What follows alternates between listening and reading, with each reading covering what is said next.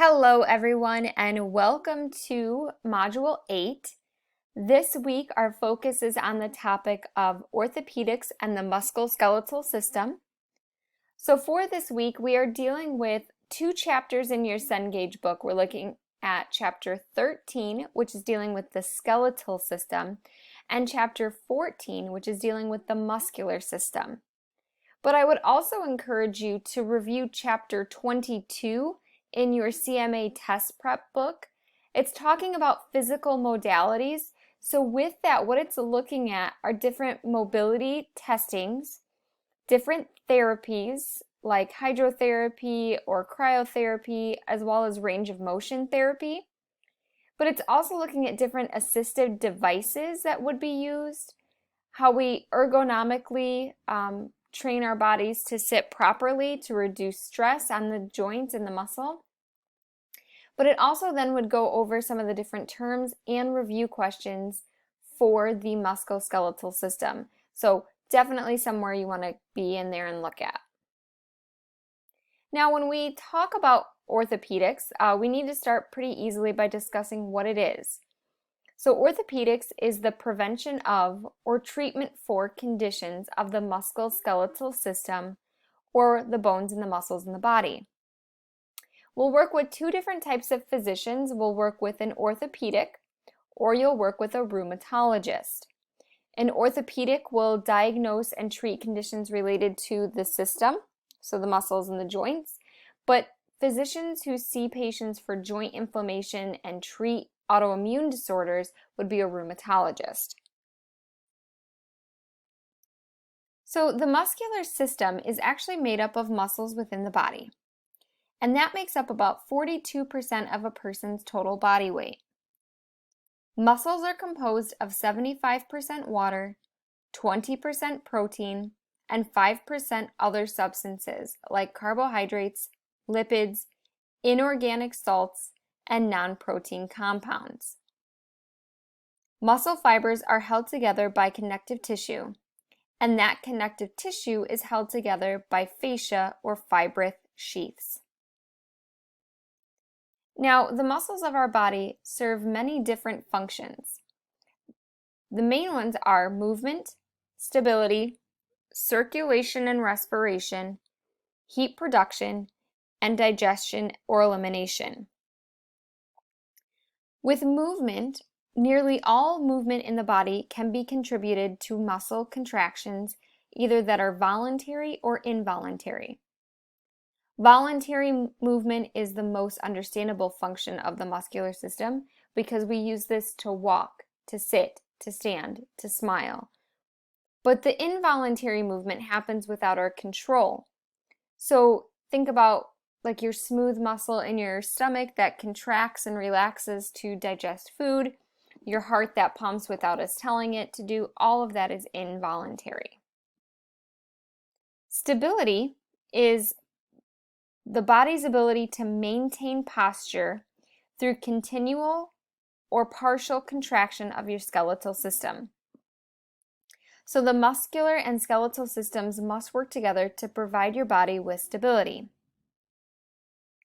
Circulation and respiration go hand in hand because the heart will provide the circulation of our blood throughout our body and provide oxygen and nutrients to our systems. Respiration is controlled by the muscle movement, which helps our bodies to breathe. Heat production will be produced through chemical changes in the muscular contractions, and it helps to maintain normal body temperature. With digestion and elimination, the involuntary action of your smooth muscle helps that GI tract to transport food through the stomach and the intestines, and then be excreted out. So we've got a basic understanding of the function of our muscles. Let's discuss the different types of muscles. There are three muscles in the body: smooth muscle, skeletal muscle, or cardiac muscle. Smooth muscle is also called your involuntary muscles. They are elongated, spindle-shaped cells, and they're found in the respiratory tract, your urinary tract, your digestive tract, and also your blood vessels. Skeletal muscles are called your voluntary muscles or striated muscles. They perform skeletal movements because they are attached to the bones of the body. Any movement performed by this muscle is consciously controlled. And finally, cardiac muscle. These muscles are found within the heart, and the cells form a network of what we call branching fibers.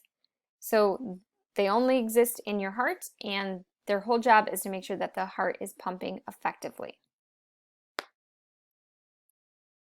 So the other thing that we need to discuss is how we use our muscles and how those muscles produce energy. Muscles use energy in the form of adenose triphosphate, or ATP, which is a type of chemical energy within the body's cell that is needed for sustaining or repeated muscular contractions. ATP can either be aerobic or anaerobic. Aerobic means that it has the presence of oxygen, and the body will use carbohydrates, fats, and proteins to make this energy. This type of energy is used for endurance, where anaerobic production uses the body's stored glucose, known as glycogen, to make the ATP without using oxygen. This form of energy is useful for small bursts of energy rather than endurance. So now we need to discuss some of the other pieces, such as the skeletal structures. As I already stated, when we talked about the types of muscles, skeletal muscle attaches to bone, and that is voluntarily controlled. There are more than 600 different types of muscles in the body that are responsible for movements. They are responsible for the movements of contraction, extension, and elasticity. When muscles perform in a group, they're classified into 3 categories. They're either a prime mover, an agonist, a prime mover or an agonist, an antagonist, or a synergist. A prime mover is the muscle that is primary actor in a given movement. This muscle produces the movement in the muscle contraction.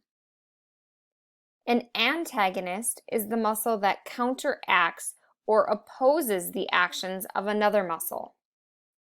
And the synergist is a muscle that acts with another muscle, most commonly the prime mover, to actually perform a movement. All right. Then to wrap up, I want to talk about what your role is as a medical assistant within orthopedics. It's very similar to everything else that we've been doing. You still have to obtain vital signs, you still have to do measurements, you still have to review the history and complete any forms. You may also have to help with diagnosing or doing diagnostic testing and procedures, so things like x-rays, MRIs, CT scans. But you also may have to help with setting up things such as occupational therapy or physical therapy, or even providing education on those. You may also have to do support on different treatments, apply different therapeutic modalities, so learning those different types of therapies, range of motion therapy, hydrotherapy, cryotherapy. Again, why I told you to check out chapter 22 in your CMA test prep review book. You may have to teach a patient how to use heat or ice. And then you may also have to help with different educational tools. So definitely check out that last chapter, 22 in your CMA test prep book. Now, the other thing I wanted to do is give you some of the common disorders and diseases. I'm not going to necessarily go over them in the video, but I will provide the PowerPoint for you to do more research on. So we have things like atrophy, fibromyalgia, ganglion cysts, Lyme disease, muscular dystrophy, myasthenia gravis, rotator cuff tears, shin splints, sprains, strains, tendinitis, and tetanus.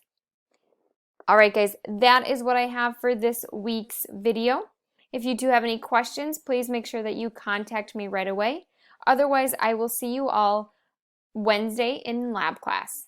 Bye, everybody.